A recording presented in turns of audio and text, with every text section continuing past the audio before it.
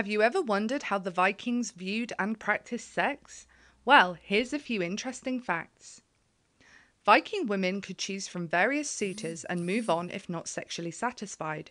In comparison to the rest of Europe at that time, Scandinavian women were really privileged in regards to their freedom and happiness. They could have a trial marriage, and if their partner wasn't compatible, they could divorce them before the marriage had even officially begun. They could also divorce later on in married life if their husband was no longer satisfactory in the bedroom department. Both men and women took great pride in appearance and personal hygiene. Men would bathe at least once a week. By the standards of the day, this was actually quite often. Both genders dyed their hair, wore makeup, dressed in clean and colourful clothes, and wore jewellery. Premarital sex was considered normal in Viking society. However, marriage and procreation were expected, and those who did not marry were shunned by their communities. Adultery was also common. At the beginning of the Viking Age, extramarital sex was frowned upon but generally accepted. But eventually, adultery became a crime. If a woman was caught having an affair, her husband could legally kill her and her lover, and vice versa. Vikings weren't the greatest when it came to expressing their feelings or communicating with the opposite sex. Therefore, euphemisms were often used to help reduce the awkwardness of these encounters. The most explicit recorded euphemism for sex is brolta á maga, which means to romp on her belly. The Vikings had contradictory views on homosexuality. On one hand, it was perfectly fine to prefer the same sex as long as you still married and produced children, but on the other hand, it was seen as shameful for men to be submissive. Lesbianism was probably accepted a lot more, but whilst a man could penetrate another man in order to humiliate and degrade him, penetrating a man for pleasure or being on the receiving end was unacceptable. The Vikings had courtship rituals which seem very strange to us nowadays.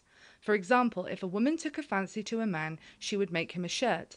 If a man was attracted to a woman, he would pick a bouquet of purple flowers and slap it across her face. Once a couple were officially courting or dating, they could kiss, groom each other, and share the same drinking horn. It wasn't uncommon for girls to get married as young as 12 years old. This was probably because the average lifespan in those days was just 40 years. Descriptors were not gender specific. For example, men could be referred to as beautiful and women could be described as handsome, even though in the modern age the former is usually considered feminine and the latter masculine. Weirdly, the whiteness of a woman's arms and the length and shininess of her hair were considered attractive. This could have had something to do with men assessing the health of a prospective mate. Proving their masculinity was very important to Viking men. In the sagas, sex was very much something that men did and something that was done to women. Although there's no doubt that lesbianism did exist, it was rarely spoken about, as the idea of someone's wife fornicating with another woman, unless her husband was also involved, would dent his masculine pride. If a Viking chieftain died, his men would have sex with one of his slave girls. The female slaves would be asked, "Which one of you will die with him?" When a girl volunteered, she would visit the houses of every man who was close or loyal to the dead chieftain and lie with them. After the deed was done, each man would say, "Tell your master I did this only for the love of him." The girl would then get drunk, sing, dance, and appear cheerful. On the day of the chieftain's funeral, the girl would be sacrificed and cremated alongside her master so that she could continue to serve him in the afterlife. This bizarre ritual was portrayed in the Vikings TV series and is based on an eyewitness account recorded by the Arab explorer Ibn Fadlan during the Viking Age. The Icelandic sagas are full of sex, both realistic and hilariously ridiculous.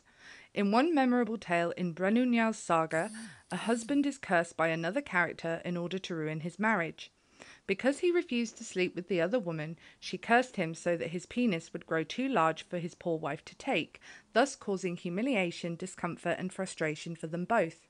But the curse only applied when he tried to sleep with his wife. With any other woman, his penis would return to its normal size.